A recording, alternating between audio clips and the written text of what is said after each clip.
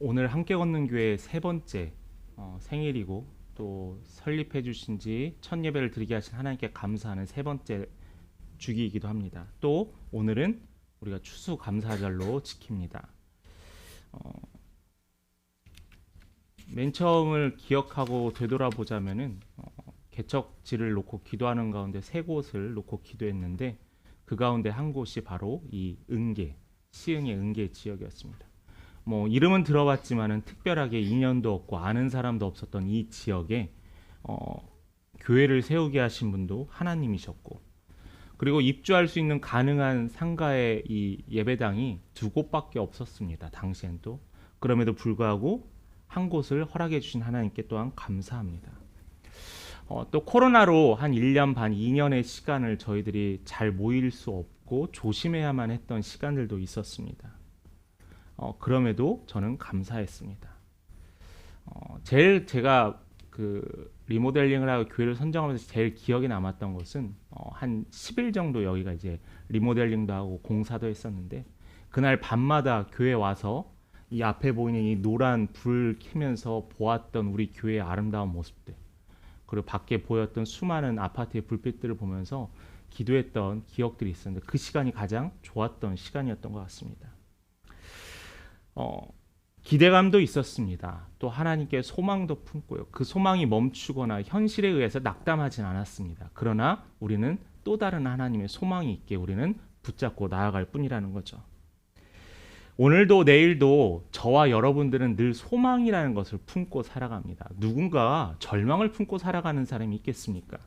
그런데도 불구하고 사람들은 절망 가운데 살아가는 사람들이 분명히 많이 있다라는 거예요.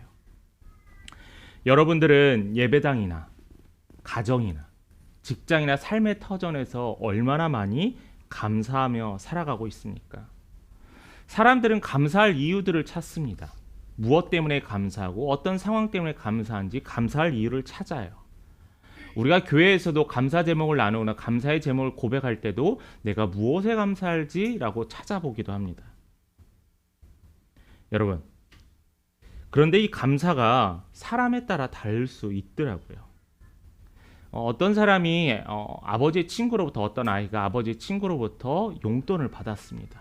너무나 기분이 좋았어요. 그런데 알고 봤더니 자기 동생이 용돈을 더 받게 되었습니다. 그런데 이 첫째는 기분이 좋지 않았어요. 왜요? 동생이 자기보다 더 많이 갖게 돼서요. 분명히 처음에는 동생의 것을 알지 못했을 때는 감사했는데 동생의 것을 알고 난 이후엔 감사하지 못하는 삶, 이것이 우리의 모습이라는 거예요. 왜요? 우리는 감사가 상황에 따라서 달라지기 때문이라는 거죠. 제가 이 글을 읽었었는데 그럼에도 불구하고라는 그 말의 어원을 한번 찾았습니다. 근데 멕시코에 큰 성모상이 있는데 그 성모상을 지었던 사람, 조각하던 사람이 작업을 하다가 한 손을 다쳐서 손을 잃게 되었습니다. 그래서 그 사람 더 이상 그 작업을 계속 진행할 수 없었는데 그 사람은 다친 손 말고 반대 손으로 연습하고 익히면서 다시 그 성모상을 완성시켰다라는 거예요. 그래서 사람들이 이 작가의 이 불굴한 정신을 통해서 그럼에도 불구하고라는 말을 썼습니다. 그런데 이 그럼에도 불구하고라는 단어가 우리 삶에서도 많이 사용돼요. 이것뿐만 아니라 그리 아니하실지라도 감사합니다라는 말도 많이 씁니다. 반대로 그리 하실지라도 감사해야 한다는 거죠. 이 말의 이 세 가지 언어의 공통점이 뭐냐면은 어떤 상황이든지 우리는 하나님께 감사할 준비와 감사할 마음을 소유하라는 거예요. 결과에 연연하지 않습니다. 우리 하박국 3장 17절과 18절의 말씀을 한번 같이 읽어봅니다. 우리가 너무나 잘 아는 말씀입니다. 같이 읽습니다. 시작. 비록 무화과 나무가 무성치 못하며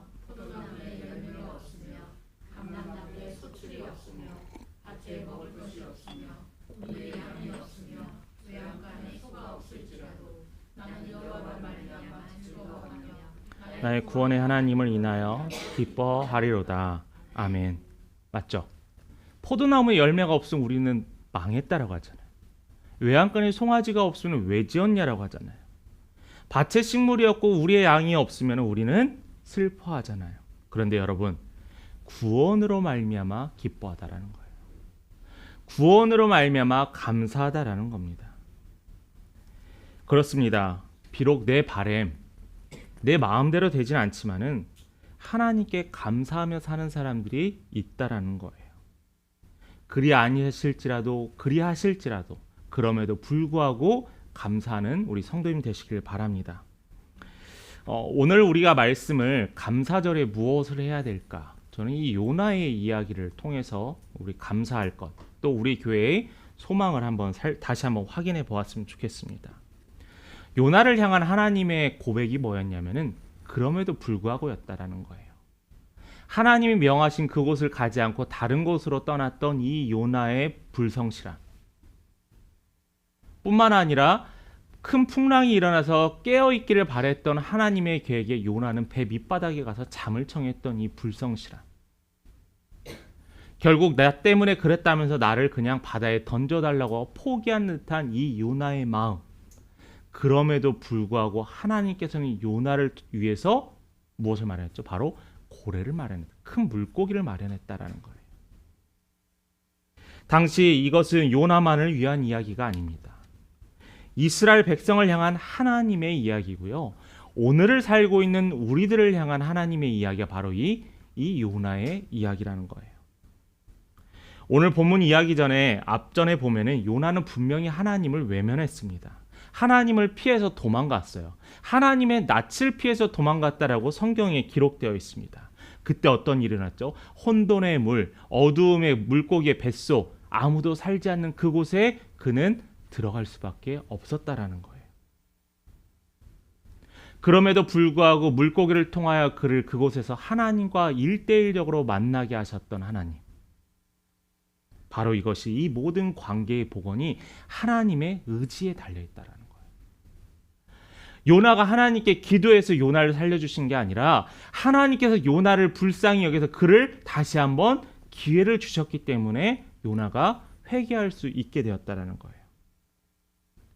저는 이 요나의 이야기를 보면서 하나님의 말씀을 듣나 안 듣냐의 그러한 것보다 더 근원적인 건 뭐냐면은 우리 삶의 주인이 누구이냐라는 거예요. 오로지 여호와 하나님이라는 겁니다. 하나님과 인간 사이의 창조의 질서가 깨졌습니다. 하나님이 주도적이셔야 하는데 자꾸 인간이 주도적으로 무엇인가를 하려다 보니 어떤 일이 생겼어요? 이 관계가 깨어지게 되었어요. 하나님이 세우신 법과 언약을 이스라엘 백성들이 어겨서 그들은 하나님이 예비하시고 그들에게 약속하셨던 그 땅에 들어갈 수 없었습니다. 이게 바로 뭐냐면은 무질서고 혼란이라는 거예요. 우리는 이 하나님과 우리와의 깨어진 관계의 회복을 위해서 하나님의 내민 손을 붙잡아야만 합니다. 그래서 오늘 말씀은 헨리 나우엔이라는 뛰어난 영성신학자의 책 중에 춤추시는 하나님이라는 이 책을 중심으로 같이 나눠보려고 합니다. 여기서는 4가지의 반응을 하는데 첫 번째로 이 스텝의 첫 번째가 뭐라고 하냐면은 주보에도 나와 있지만은 우리가 당하는 고통과 아픔을 슬퍼해야 한다는 거예요. 고통과 아픔을 슬퍼해야 합니다. 당연한 말이죠. 여러분 아프면 울잖아요. 힘들면 울잖아요. 힘들면 슬퍼하잖아요. 그런데 우리는 어느 순간에 울면은 나약한 사람이라고 손가락질합니다. 국가적인 아픔과 고통이 있는데 우리는 견뎌야 한다는 말을 그냥 무심코 뱉어버리고 있어요. 저는 이러한 사회의 모습 볼 때 참 마음이 아픕니다. 큰 사고가 있을 때 1년이 지났으면 그 정도 했으면 됐지 이런 말을 어떻게 쉽게 할 수 있겠습니까? 무서운 반응이기도 합니다. 이러한 상황에서 한 심리 치료자가 이러한 부탁하는 글을 썼던 것을 기억합니다. 우리는 그들을 치료하는 게 아닙니다. 그들의 가족들은 치료받아야 될 시기가 아직 도착하지 않았습니다. 그러면은 언제 치료해야 되냐? 우선 그들이 충분히 슬퍼하고 울고 나서 그들의 마음을 치료해야 한다는 거예요. 저는 이 말이 참 의미 있게 다가왔습니다. 아픔 가운데서 빨리 나아야지, 빨리 괜찮아져야지 너무나 어려워요. 여러분 장례식장 가서 유가족을 위로할 때 특별하게 할 말이 어려워요. 기도하겠습니다. 힘 차리세요. 그 정도의 말밖에 우리가 할 수밖에 없습니다. 울지 말고 빨리 정리하세요. 그렇게 말할 수 없잖아요. 그런 것처럼 우리는 울 수 있을 때 울어야 한다라는 거예요. 그런데 누구에게 울어야 하냐면은 하나님께 울어야 한다는 거예요. 우린 자꾸 사람을 붙잡고 울어요. 자꾸 다른 누군가를 향해서 울어요. 나의 신세를 한탄해요. 왜 우리는 완벽하시고 완전하시고 전능하신 하나님을 두고 왜 다른 이들을 찾아가면서 나의 어려움을 해결하려 하는 거예요? 하나님 앞에서 울어야 합니다. 하나님 앞에서 공로해야 돼요. 그런데 이 우는 게 하나님 앞에서 예수 그리스도의 십자가 앞에서 울어야 돼요. 하나님 저 아파요. 하나님 저 슬퍼요. 하나님 저 되게 힘들어요. 하나님 앞에서 울어야 돼요. 그냥 아무런 무의미하게 예수님이 잘 해주실 거야. 이런 무책임한 말이 어디 있습니까? 아프면요 울면서 하나님 앞에서 무릎 꿇고 기도하면서 우세요. 그때마다 주시는 하나님의 평안이 있어요. 하나님이 주시는 평안은요 문제가 해결해서의 평안이 아니라 하나님의 시선을 가졌을 때 그 마음이 평안해지기 변한다라는 거예요. 학생들 시험, 직장인들 승진, 우리 삶에 얼마나 많은 문제들이 산재해 있으니까 그 문제요 내년에 내후년이라고 변하지 않아요. 죽을 때조차도 남겨진 자녀들을 위해서 걱정한다고 하잖아요. 여러분, 온전한 평안은 바로 여호와 하나님이 하십니다. 성화, 거룩한 그림을 보십시오. 우는 사람을 말없이 안아주고 다독여주는 예수님의 모습을 봤을 때 그게 참 우리가 예수 앞에 울어야 될 분명한 이유라고 생각을 합니다. 저는 이런 생각을 해요. 오히려 예수님 앞에 울지 않고 참으려 하고 애쓰는 모습을 볼 때 하나님은 예수님 얼마나 안타까워하실까. 하나님은 여러분들의 눈물을 닦아주실 준비가 되었습니다. 두 번째로는 고통과 아픔을 유발하는 정확한 원인을 찾아야 합니다. 슬펐습니다. 울었습니다. 마음도 아팠고 하나님께 나와서 기도했어요. 하나님 치유해달라고 기도했습니다. 그런데 이제는 우리가 그 원인이 무엇인지 원인을 찾아야 돼요. 하나님께 구하고 나의 스스로도 시간을 들여가면서 되돌아봐야 합니다. 왜요? 원인을 찾아야 다시 그 문제가 발생하지 않기 때문이에요. 우리는 고통과 슬픔의 원인을 직시하지 못할 뿐 아니라 설상 우리가 그 원인을 안다 할지라도 우리 인간들은 본능적으로 뭐냐면 피하게 돼 있어요. 그 아픔을 그냥 피하게 되어 있어요. 그게 익숙해요. 우리가 겪고 있는 이 고통과 아픔을 원인을 찾지 않고 이 원인을 피하기만 한다면 우리는 매번 그 현상에 대해 피하는 비겁자가 될 뿐이라는 거예요.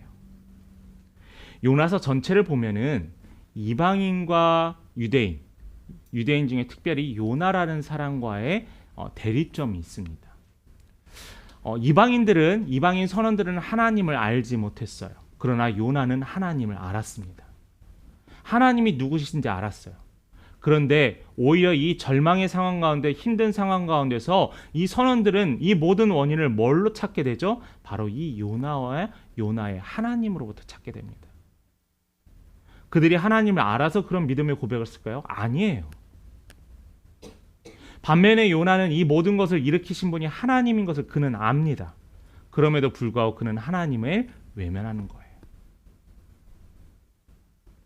요나는 이 죽음 앞에서 지푸라기라도 잡으려는 마음이 없어서 이 선원들과 같이 하나님을 바라보거나 하나님께 기도하지 않았다라는 거예요.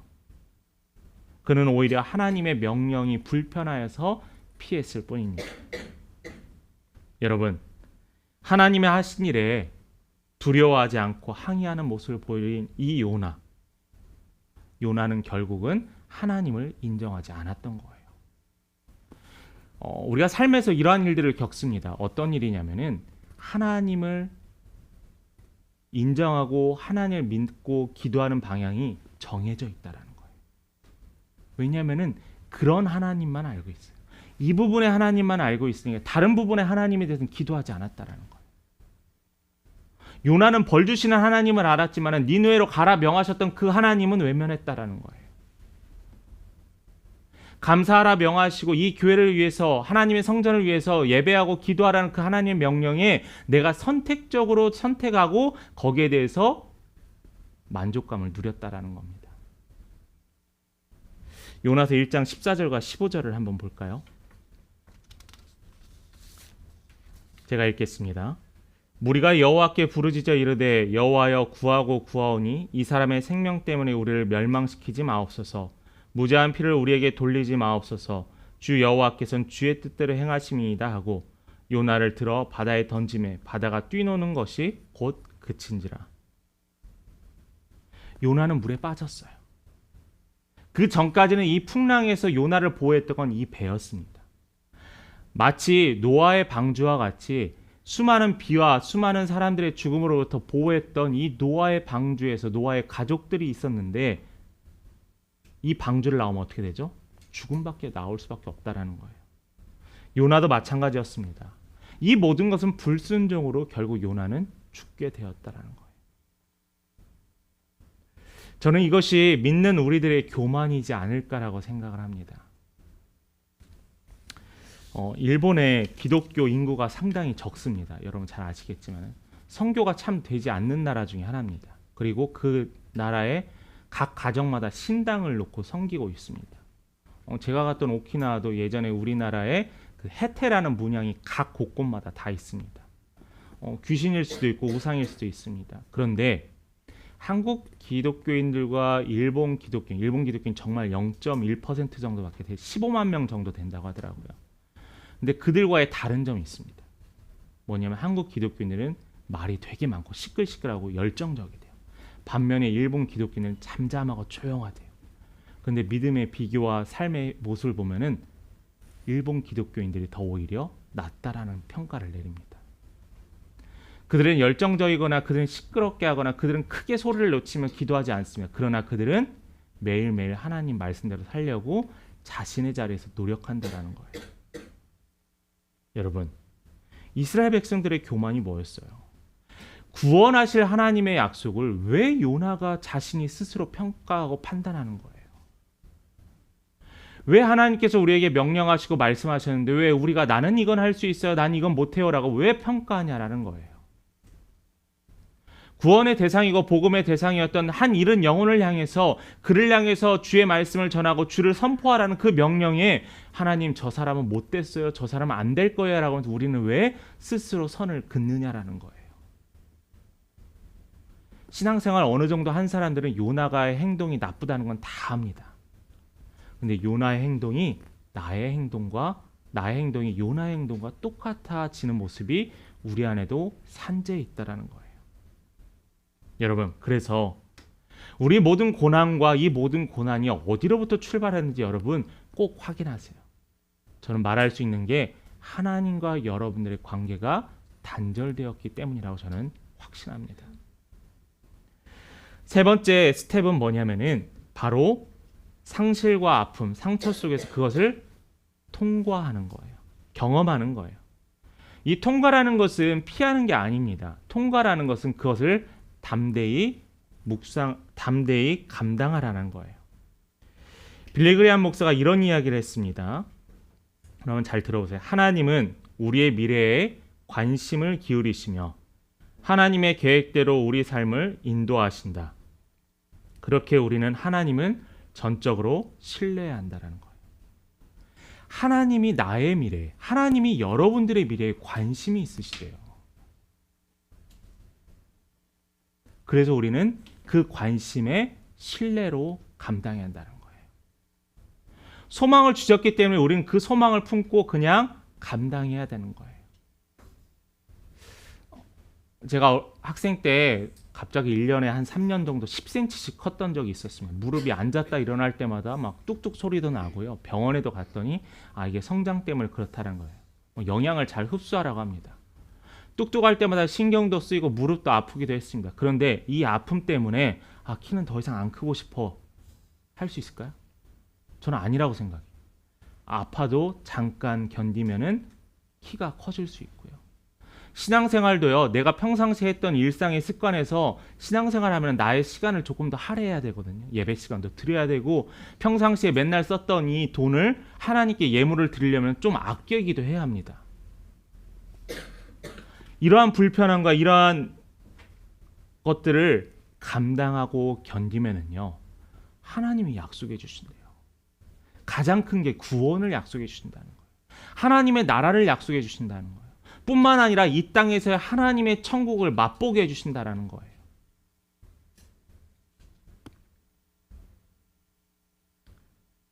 요즘 다니엘 기도회 하고 있죠. 여러분 참여하시는 분들도 각 가정이 있을 줄 압니다만 그분들이 정말 큰 일을 해서 큰 하나님을 경험해서 그분들만 간증을 할까요? 여러분들의 삶에도 간증이 수없이 있어요. 여러분의 삶에서 하나님이 하신 일은 무궁무진하다라는 거예요. 내가 100억, 1000억을 벌었지 않았다고 해서 내가 하나님의 은혜를 덜 경험한 건가요? 아니에요. 하나님이 나를 잊지 않고 나를 사용하신다는 게 감사하고 간증할 거라는 겁니다. 요나서의 기자는 끝까지 절망 가운데 내려가게 되었습니다. 진지하게 깨달았어야 하는데 깨닫지 못해서 결국에는 물고기의 뱃속에 들어가게 돼요. 물고기의 뱃속에 들어갔을 때 요나가 절망하여 자신의 목숨을 내려놓았다면 어떤 일이 생겼을까요? 요나는 하나님의 구원을 경험할 기회가 없었습니다. 예수님을 은30에 판 가룟 유다 보세요. 그는 자신이 회개할 기회를 벗어버리고 결국 자신의 목숨을 끊었습니다.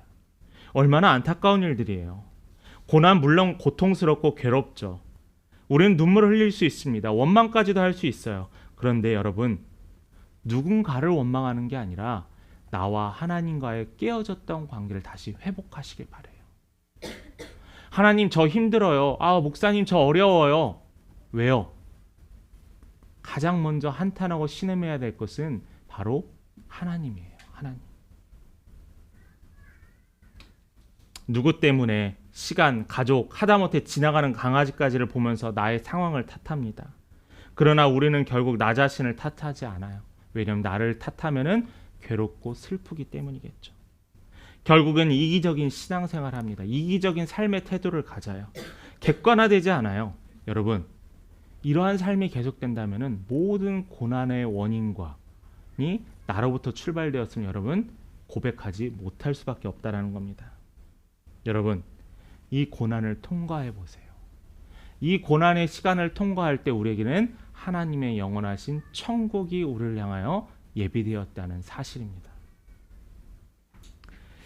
우리는 결코 우리의 시간, 우리의 에너지를 상황에 대해 못 받아들이는 것에 에너지를 많이 써요. 나한테는 이런 일이 없을 거야. 나한테는 절대 없을 거야. 이것을 받아들일 수 없어. 이 고통을 빨리 피하려고만 합니다. 여러분, 그렇다면 이 고난은 나에게 어떠한 유익도 될 수 없어요. 그럼 그 고난과 고통을 어떻게 감당해야 될까요? 바로 하나님 아버지를 인정하는 겁니다. 그냥 붙잡는 게 아니라 이 손을 놓으면 제가 죽을 것만 같아요. 절벽에서 나무 뿌리를 붙잡고 있는 그러한 심정으로 하나님께 붙잡혀 살아야 한다는 거예요. 간절해야 한다는 거예요. 그래서 그 네 번째 단계로 하나님 아버지를 만나야만 합니다. 죽음을 체험한 요나는 단절된 관계를 소통시키는 하나님의 구원으로 인해서 살아나게 되었어요. 이건 뭐냐면 이 죽음이고 이 스올과 같고 이 어둠의 이 물고기 뱃속이 어떤 장소였죠? 하나님을 만나는 장소가 되었다는 거예요.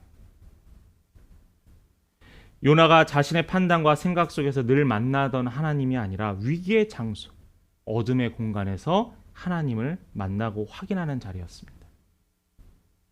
하나님이 어떤 분인지를 정확하게 그는 알게 되었어요. 하나님은 선하시고요. 모든 신들보다 뛰어나시고요. 하나님은 주권자이시며 하나님은 나에게 사명을 부여주신 그분이시다는 걸 확인하게 됩니다. 결국 어떻게 돼요? 이 물고기 뱃속에서 하나님을 인정했잖아요. 고난과 고통 속에서 하나님을 인정하고 하나님께 돌아오는 계기가 되었잖아요. 우리의 삶도 마찬가지예요. 고통과 고난에 절망할 것이 아니라 그 고통과 고난과 슬픔을 통하여서 하나님은 살아계시다라는 걸 확인하는 자리가 됐으면 좋겠다는 거예요. 하나님이 어떤 분인지 믿음 생활에서 정말로 중요합니다. 여러분, 이는 내가 결정할 수 있는 것이 아니라 하나님의 주권으로만 할 수 있다라고 감사하고 인정하는 거예요. 그렇다면 우리가 하나님만 인정하면 되고 하나님께 기도만 하면 되느냐? 우리가 할 것이 없느냐? 아니에요. 하나님께 집중할 수 있도록 노력해야 한다는 거예요. 오늘은 바빠서 오늘은 바빠서 성경 읽기를 오늘은 바빠서 한 주간 교회 봉사를 여러분, 그게 아니라 하나님께 집중해야 한다는 거예요. 좋은 것은 시간을 들여서 그곳을 가는데 이 좋은 하나님의 예배의 터전과 예배의 자리는 왜 시간을 내는데 주저하시냐라는 거예요. 하나님을 인정하는 사람은 감사할 것이 계속 생깁니다. 그래서 여러분은 감사의 사람이 될 수 있다라는 거예요. 우리가 오늘 맞이한 추수감사절에는 영적인 비밀이 있습니다. 그것은 과거에 영국의 청교도가 신앙의 자유를 위해서 미국에 와서 첫 제물을 드렸던 그 제사, 이스라엘 백성들이 가나안 땅에 들어가 거두었던 첫 열매, 그것만이 아니고요. 그것보다 더 놀라웠던 것은 뭐냐면은 모든 것이 헛됨을 고백하는 것이 추수감사절의 의미라는 거예요. 솔로몬이 전도서에 어떤 단어를 많이 쓰죠? 헛되고 헛되도다. 솔로몬이 모든 것을 누리고 모든 것을 가졌었던, 예루살렘 성전인 금으로 만들었던 그 성전을 가진 당대의 큰 왕이었던 이 솔로몬이 자신의 마지막 삶에 헛되다라고 이야기할 수 있던 것은 왜였을까요? 자신이 소유했던 모든 것이 아무런 도움이 되지 않았다라는 거예요. 추수감사절에 우리가 감사해서 하나님께 제단을 쌓고요, 감사의 예물을 올려드립니다. 그런데 여러분, 우리가 누리는 이것들은 헛되다라는 거예요. 가장 먼저가 뭐냐면 하나님이라는 거예요. 모든 상황 가운데서 하나님을 인정하고 하나님을 따르고 하나님께 감사할 수 있는 성도가 되어야 한다는 겁니다. 그래서 저는 이 추수감사절의 또 다른 의미는 우리의 것은 헛되고 오로지 하나님만 온전하시다라는 신앙의 고백이 되었으면 좋겠습니다. 곡식으로 풍성해진 삶보다 더 중요한 것이 있음을 고백합니다. 바로 여호와 하나님입니다. 우리가 이렇게 해마다 추수감사절을 지키고 또한 교회 설립 기념일을 지키는 것은 우리가 감사하고 우리가 풍성해져서의 감사보다는 우리를 기억하신 하나님이 누구이신가, 우리를 책임져 주시는 하나님이 누구이신가를 먼저 확인하시는 우리 성도님 되셨으면 좋겠습니다. 여러분, 하나님은 살아계세요. 지금도 하나님은 일하십니다. 우리 함께 걷는 교회를 통해서 여러분의 가정과 직장과 삶의 터전에서 일하시는 하나님을 여러분 신뢰하세요.